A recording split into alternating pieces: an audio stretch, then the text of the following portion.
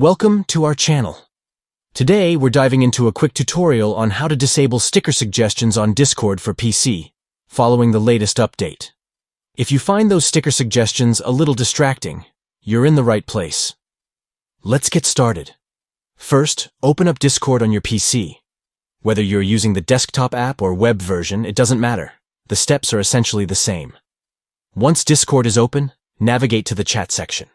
You'll find this on the left side of your screen where all your channels and DMs are listed. Click on the chat where you want to manage your sticker suggestions. Now, take a moment to scroll down until you see the stickers section. It's usually located beneath the text input area where you type your messages. In this section, look for the option that says Sticker Suggestions. There, you should see a toggle or checkbox. Simply disable the Sticker Suggestions option. This is a straightforward process. Just click on the toggle to turn it off and voila! You've successfully disabled those sticker suggestions. And that's it. You won't be bothered by sticker suggestions anymore while chatting on Discord.